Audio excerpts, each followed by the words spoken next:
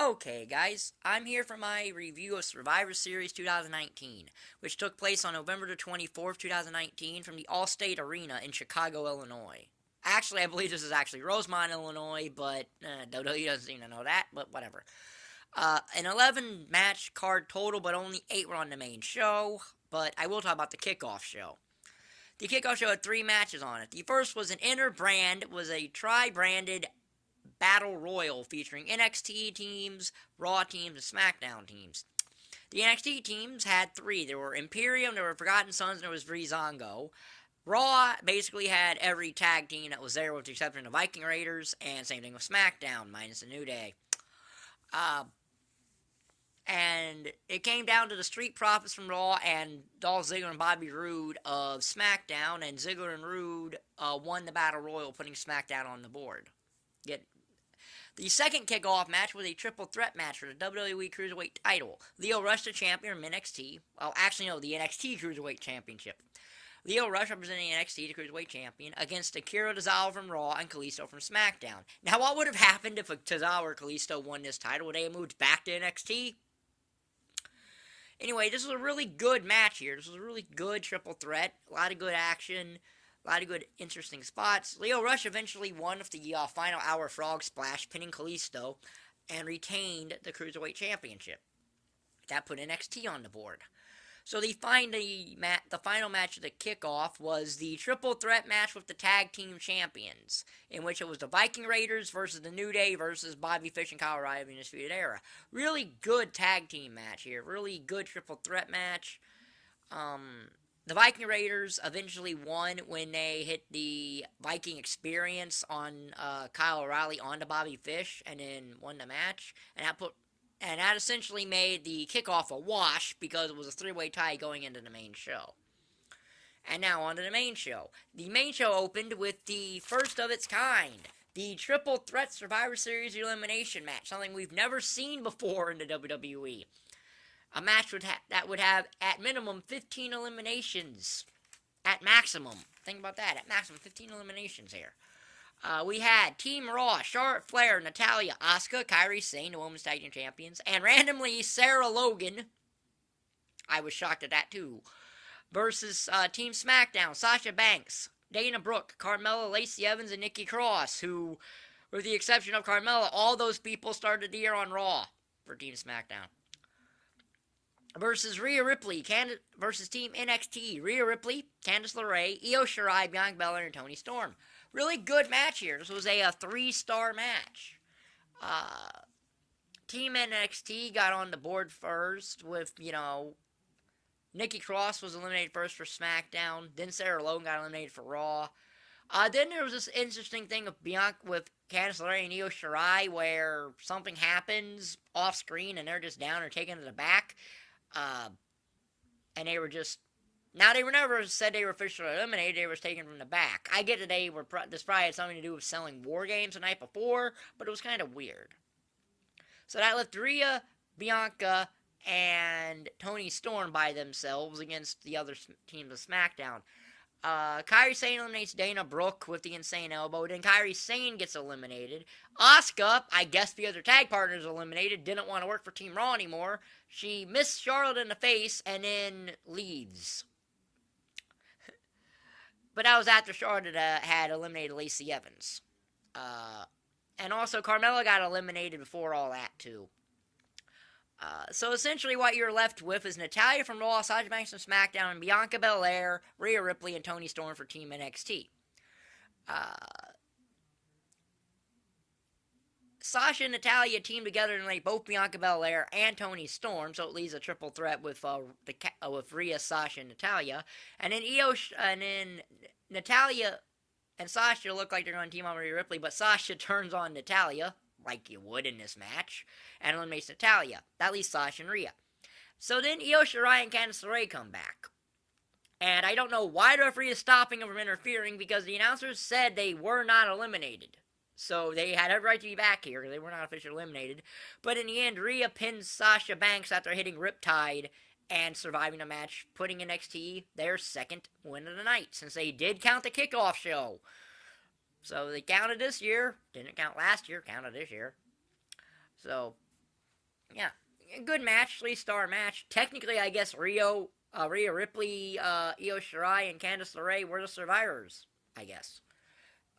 But very good match, 3 stars. So then we get the triple threat mid-card champions match, as it's AJ Styles, the United States champion, Shinsuke Nakamura, the Intercontinental champion, and Roderick Strong of Undisputed Era, the North American champion. Really good match here too. There's this one thing where there's like AJ and Nakamura. Roderick Strong is on AJ's shoulders, and Nakamura kind of does a kick on the Roderick Strong who's on AJ's shoulder. So it's kind of like a doomsday kick thing. But the finish of this match comes after AJ hits a phenomenal forearm on Shinsuke Nakamura, and then Roderick Strong throws AJ out of the ring and covers Nakamura and wins the match, putting NXT essentially meaning that they would basically win the night. Because the best that SmackDown could have done, or Raw at that point, would have been tie them, because there were only two inter-brand matches left. So, good match. Roderick Strong won. Good. It was I gave the match 3.5 stars. Solid match. So then we get the NXT Championship Match, which was the match of the night, more than likely, as it was Adam Cole versus Pete Dunne in a match set up at War Games the night before, when Pete Dunne defeated Damian Priest and Killian Dane in a really good triple threat match to get this opportunity. This match is really good, but it didn't feel like an NXT Championship match because Mauro Ranallo wasn't there because of Corey Graves, because of the Corey Graves situation. But whatever. Michael Cole did his best to make this sound really good. Adam Cole at one point hit a Panama Sunrise on the apron, which, as you know, is the hardest part of the ring. But that didn't get the job done. The finish of this match, I really love this finishing sequence where Pete Dunne goes for the bitter end, but Adam Cole reverses into the Panama Sunrise, which could have went very, very horribly if their timing was off. And then Adam Cole hit the last shot and won the match and retained the NXT Championship, closing out his amazing November that he had. Good match here, 4 stars. The match of the show, the best match on this show. So then we got the WWE Universal Championship matches. The Fiend, Bray Wyatt versus Daniel Bryan. The Fiend's red lights are back, which to me, if you wanted to give the Fiend his own lighting, fine, but why did you wait till after he debuted to establish it? You should have debuted this at SummerSlam if you were going to do that when he wrestled Finn Balor. And what sent Balor back to NXT, apparently, because he's back there now, so I guess losing the Fiend sent him back to NXT. I don't know.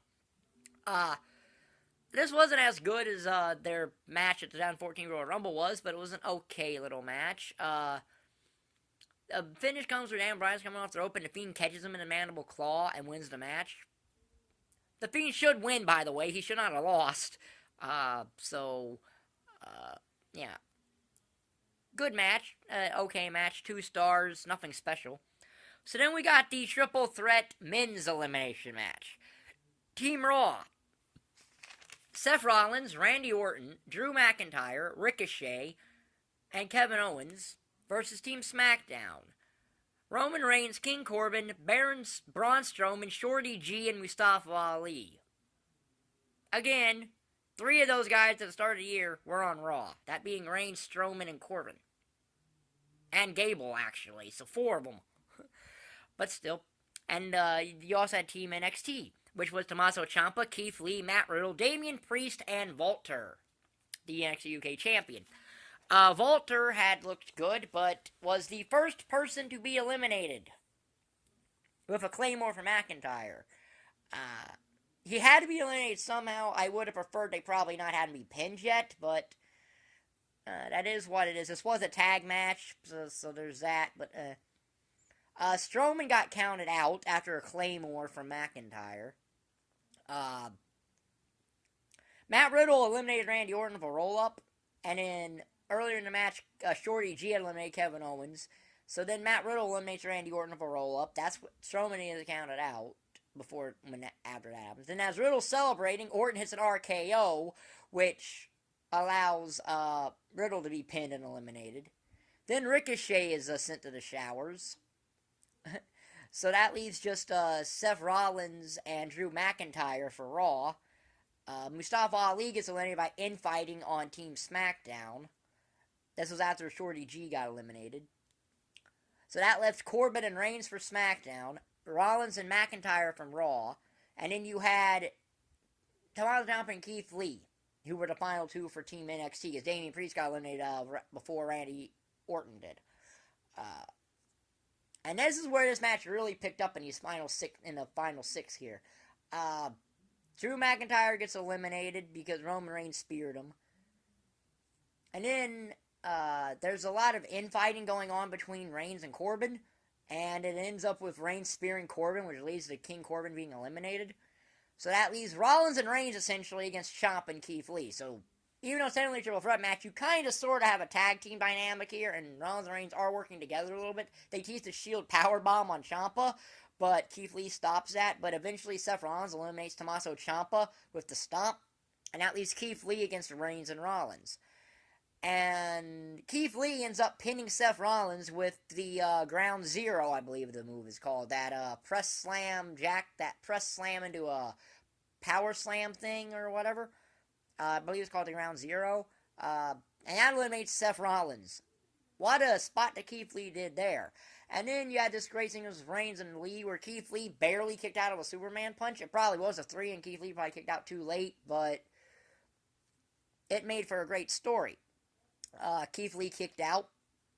He goes for a moonsault, misses. Reigns hits a spear and gets the 1-2-3 and eliminates Keith Lee. Roman Reigns survives for SmackDown, putting SmackDown with its second win. So it got the bigger of the matches, you could argue, over Raw. Which makes sense given that SmackDown's essentially the eighth show now, given it's on Fox. So, and then Roman Reigns shows Keith Lee some respect by doing the Shield fist bump. This made Keith Lee a star, whether they capitalize on NXT or not. They seem to in the past couple of weeks, but we'll see where this fully goes. But yeah, good match. I gave it 3.5 stars. So then we had the no holds barred match for the WWE Championship: Brock Lesnar versus Rey Mysterio. In a okay match. It had a very good story going into it. In fact, the story was the most intriguing part of this match, because once they made a no-holds-barred match, even though you knew Brock probably wasn't going to lose, you at least could think he could, because of the no-holds-barred stipulation. Eventually, Rey does get his pipe, but Brock has the upper hand, and Dominic comes out and tries to throw in the towel, but that doesn't work. And then the Mysterios double-team Brock, hitting a double 619 and 2 frog splashes. They go for a double pin, but Brock kicks out. Brock then F5s Rey Mysterio and wins the match. That is what it is. It's a 2.5 star match. Not as good as the other matches Brock has had with smaller guys like AJ Styles, Daniel Bryan, Finn Balor. Not as good as them, but still an okay match. 2.5 stars. So then we got the main event, and I have no idea why this match was main event. It really shouldn't have been. Brock and Rey should have, but as it's the triple threat women's match with the 3 women's champions: Becky Lynch, the Raw Women's Champion; Bayley, the SmackDown Women's Champion; and Shayna Baszler, the NXT Women's Champion. This was a good match, but it was boring, and it lost the crowd. But essentially, there's not a lot to go through here. This was just a boring match. Now, that doesn't mean it was a bad match, but Bayley goes for her top rope elbow and gets caught in the Karafuda clutch, and then she taps out, and Shayna Baszler wins, thus making NXT win the night outright by a score of 4 to SmackDown's 2 to Raw's 1. And then Becky Lynch is a sore loser and puts Shayna through a table, and that's how SmackDown Survivor Series goes off the air. That was a 3-star match. So all in all, this was actually a really good Survivor Series. I think it helped by the fact that NXT won, and I think that actually helped this show as a whole. But, it was still a really good Survivor Series. Before the, sometime before the 15th of this month, I'll have my final retro review of the year up, which will be the, review of the UWF Herb Abrams only pay-per-view Beach Brawl 91, which is on YouTube entirely, so I don't even have to go on the network to watch it. And then I'm taking the rest of the month off, and I'll be back in January. I'll still be here uploading videos, and I'm going to do what I've been doing, so If you like this video, like button's down there, subscribe button's down there, and thank you for watching. Bye.